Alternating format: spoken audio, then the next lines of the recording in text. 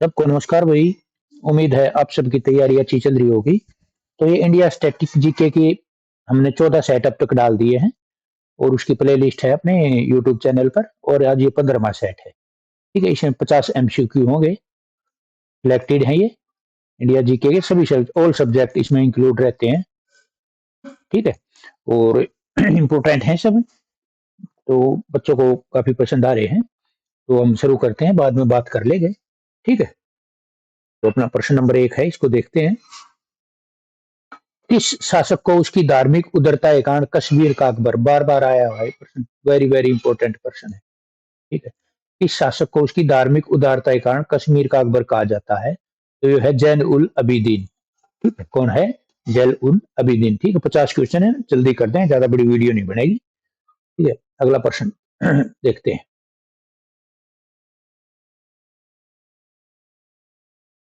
अब हमें खुलेआम बगावत कर, थोड़ा मैं सोच रहा हूँ और जूम कर दूं इसको है। ठीक है। अब हमें खुलेआम बगावत कर देश को विदेशी शासन से मुक्त करना है और साथियों में आपका और अपने सभी देशवासी भाइयों और बहनों को शामिल होने के लिए आह्वान करता हूँ। निम्न में से घोषणा किसने की? ठीक है, ये घोषणा है, आ जाती है बार बार क्वेश्चन में। तो ये सुभाष चंद्र बोस ने की थी। ठीक है, किसने की थी? सुभाष चंद्र बोस ने की थी। अगला चलते हैं। निम्नलिखित में से किस प्रधानमंत्री के नेतृत्व में पहली बार लोकपाल विधेयक संसद में लाया गया? पहली बार लोकपाल विधेयक संसद में किस प्रधानमंत्री के नेतृत्व में लाया गया था? तो इसका आंसर है ए, श्रीमती इंदिरा गांधी। ठीक है, नेतृत्व 68 से 77 ये पीएम रही थी देश की। ठीक है, तो पहली बार लोकपाल विधेयक इनके शासनकाल में लेके आया था, मतलब लाया गया था। निम्नलिखित में से कौन संसदीय शासन व्यवस्था की विशेषता नहीं है? संसदीय शासन व्यवस्था है जो, उसकी कौन सी इसमें से विशेषता नहीं है? ठीक है, तो सामूहिक उत्तरदायित्व तो है इसका।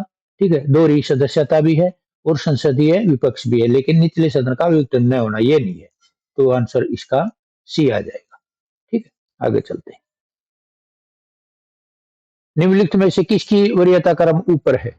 ठीक है, जो एक सीआईटी लिस्ट होती है, एक से लेकर लास्ट मतलब स्टार्ट होती है, जो पहले पर तो अपने राष्ट्रपति आते हैं। ठीक है, क्योंकि ये देश का पहला प्रथम पुरुष होता है और इसकी घरवाली देश की प्रथम महिला होती है। तो ये इनका वरीयता क्रम पूछ रखा है कि इनमें सबसे ऊपर क्रम पे कौन आता है। ठीक है, तो इसको आपने लगा लिया, प्रधानमंत्री जी आते हैं।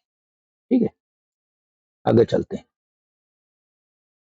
निम्नलिखित में से कौन सा प्रावधान 1947 के भारतीय स्वतंत्रता अधिनियम का एक हिस्सा था? ठीक है, कौन सा प्रावधान इसमें अधिनियम का एक हिस्सा था?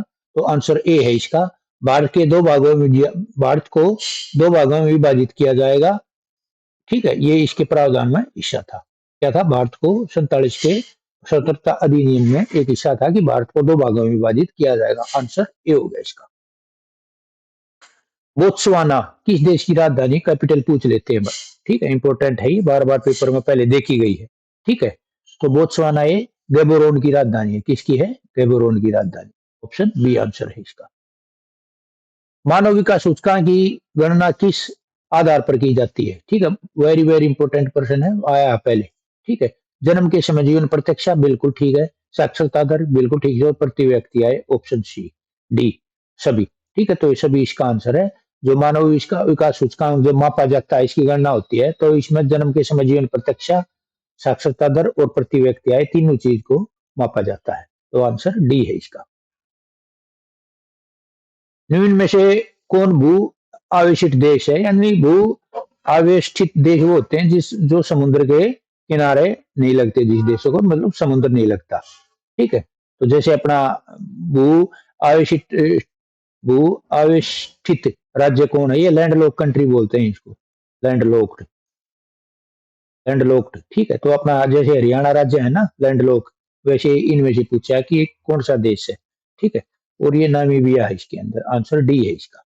ठीक है, लैंडलॉक स्टेट आता है तो हरियाणा है। ठीक है, और भी है, और वैसे पूछा जाता है इसमें नामीबिया, ये प्रश्न आ जाता है, बार बार पूछा जाता है। निम्न प्रमुख द्वीपों को उनके क्षेत्रफल के आधार पर घटते क्रम में, ठीक है, मतलब बड़े से ज्यादा, कम। ठीक है, ज्यादा से कम। ठीक है, दिया गया है, तो निम्न में कौन सा क्रम सही है? ठीक है, आंसर इसका 10 है, तो आंसर इसका बी है। न्यू गिनी, बोर्नियो और मेडागास्कर। ठीक है, ये घटते हैं, सबसे बड़ा ये, दूसरे पे ये और तीसरे पे आंसर 20 का है। ठीक है, और चढ़ते क्रम में आ जाता तो फिर चढ़ते क्रम में अगर आता तो फिर पहले पे ये हो जाता, दूसरे पे ये, तीसरे पे ये। ठीक है, घटते क्रम में ही। भारतीय संविधान में न्यायिक पुनरावलोकन, ठीक है, न्यायिक पुनरावलोकन का सिद्धांत, ठीक है, बढ़िया प्रश्न है। निम्नलिखित में से किस देश के संविधान से ग्रहण किया गया? वेरी वेरी इंपॉर्टेंट प्रश्न है, पहले देखा गया है। ठीक है, तो यूएस से, संयुक्त राज्य अमेरिका से लिया गया है। किसे लिया है? संयुक्त राज्य अमेरिका से लिया। क्या? न्यायिक पुनरावलोकन का सिद्धांत। निम्नलिखित में से किस अनुच्छेद के तहत राष्ट्रपति साहित्य, विज्ञान, कला, समाज सेवा से संबंधित व्यक्तियों को राज्यसभा में मनोनीत करते हैं? वेरी वेरी इंपॉर्टेंट प्रश्न है, ठीक, बार बार देखे जाते हैं ये प्रश्न। तो आर्टिकल 80 का भाग 3, ठीक है, आर्टिकल 80 का भाग 3 के तहत ये मनोनीत करता है राज्यसभा में राष्ट्रपति को। ये आंसर है। राष्ट्रपति किस वीटो के तहत किसी विधेयक को संसद के पास पुनर्विचार हेतु भेजता है? ठीक है, किस वीटो के साथ भेजता है? तो ये निलंबनकारी, ठीक, क्या है? निलंबनकारी वीटो के तहत राष्ट्रपति किसी विधेयक को किसी वोट वीटो के तहत किसी विधेयक को संसद में पुनर्विचार के लिए, ठीक है, भेजता है। कौन सी है ये वीटो? ये है निलंबनकारी वीटो। ठीक है, निम्नलिखित में से किस संविधान संशोधनों के तहत मौलिक अधिकारों की संख्या 7 से 6 कर दी गई? ठीक है, वह बहुत पुराना प्रश्न है, वेरी वेरी इंपॉर्टेंट है, ये ही प्रश्न आपको पेपर में मिलेंगे। इसको सीरियस लो आप, नहीं तो नुकसान खा जाओगे। ठीक है, तो ये 44वां संविधान संशोधन। ठीक है, उनमें से किस संविधान संशोधन के तहत मौलिक अधिकारों को की संख्या 7 से 6 कर दी गई? ठीक है, इसमें कौन सा अधिकार हटाया था? संपत्ति का अधिकार। ठीक है, संपत्ति का अधिकार इसमें से हटाया था। तो कब हुआ था ये? 1978 में। ठीक है, राष्ट्रपति के पद हेतु निम्नलिखित में से कौन अर्हताएं शामिल नहीं है? मतलब योग्यताएं, उनकी योग्यताएं शामिल नहीं है राष्ट्रपति बनने के लिए। ठीक है, शामिल नहीं है और नहीं में थोड़ा हमेशा आप गौर करना, इसमें नहीं तो फंस जाओगे। तो ये नहीं है, बाकी ये है 35 वर्ष आयु पूर्ण कर चुका हो, लोकसभा का सदस्य निर्वाचित होने योग्य हो और कम से कम 50 प्रस्तावक हो, कम से कम 100 ना, ये गलत है। तो ऑप्शन 1, 2 और 3 इसका आंसर है। ठीक है, मतलब है ये आंसर, तो इसका डी है। सेवराय की पहाड़ियां भारत के किस राज्य में? सेवराय की पहाड़ियां, ठीक है, बढ़िया प्रश्न है। तो आंसर है तमिलनाडु में। कहाँ है ये? तमिलनाडु के अंदर है। पालघाट दर्रा किन दो राज्यों के बीच स्थित है या किन दो राज्यों को जोड़ता है? ऐसे प्रश्न आता है, ये वेरी वेरी इंपॉर्टेंट प्रश्न है, बार बार आया हुआ है पहले। ठीक है, अच्छे से कर लेना इसको।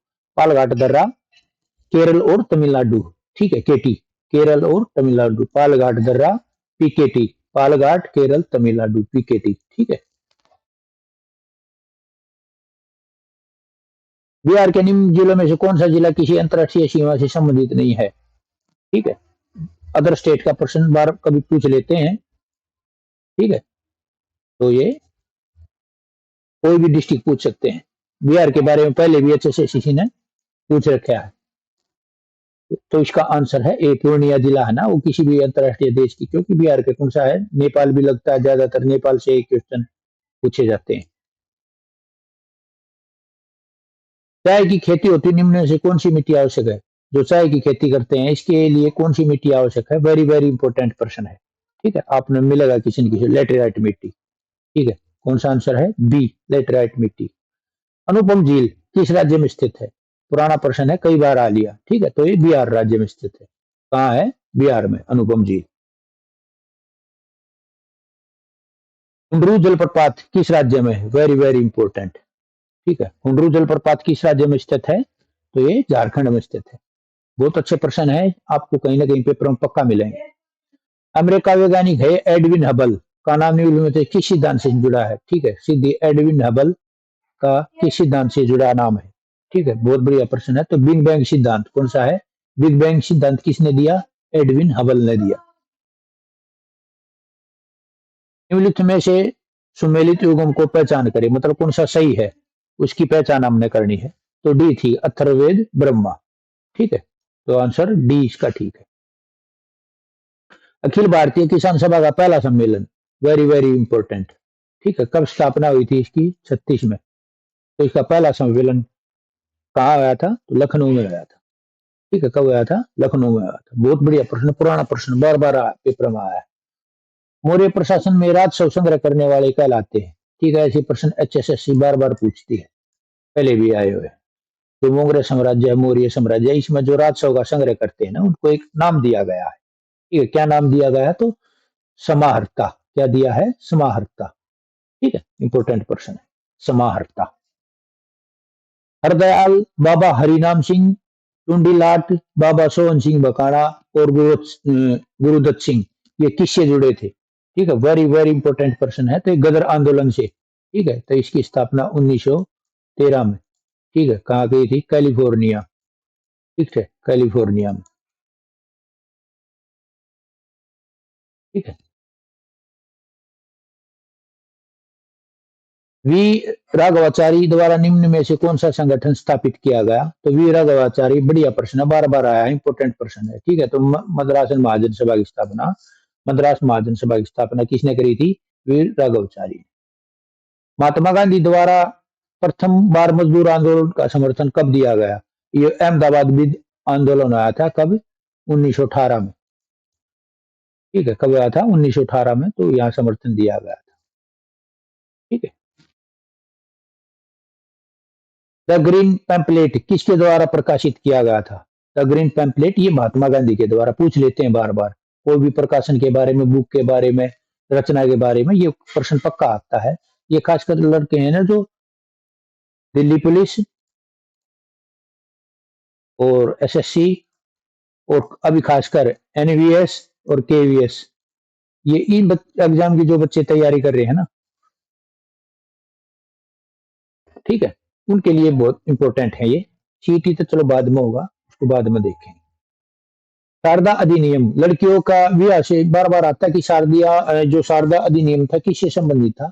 तो लड़कियों के विवाह से संबंधित था। और इसमें इसकी उम्र की सीमा रखी थी। ठीक है, तो ये बार बार प्रश्न आया हुआ है। तो क्या सीमा रखी थी?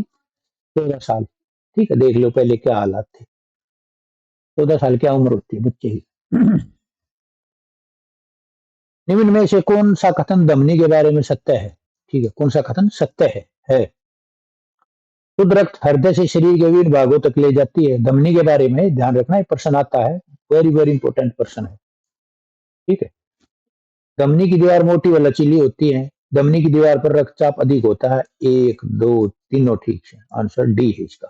साइंस वाले देख ले, प्रश्न ऐसे आते हैं। ग्रुप डी में ये आओगे। डर्मेटाइटिस नामक रोग किस विटामिन की कमी के कारण होता है? क्या? डर्मेटाइटिस रोग। ठीक है, किस विटामिन की कमी? Vitamin B3। किसके कारण होता है? विटामिन B3 की कमी के कारण। चुंबकीय क्षेत्र में धारावाही चालक पर लगने वाले बल की दिशा किस नियम से जानी जाती है?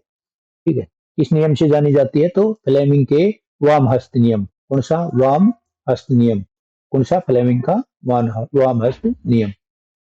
निम्न में से कौन सा शब्द फुटबॉल फुटबॉल खेल से, स्पोर्ट्स से प्रश्न पक्का आता है? ठीक है ना, कौन सा शब्द फुटबॉल खेल से संबंधित है? सेंटर बिल्कुल होता है, टाई ब्रेकर और स्ट्राइकर। ठीक है, तो आंसर इसका डी है, 1, 2 और 3। ठीक है,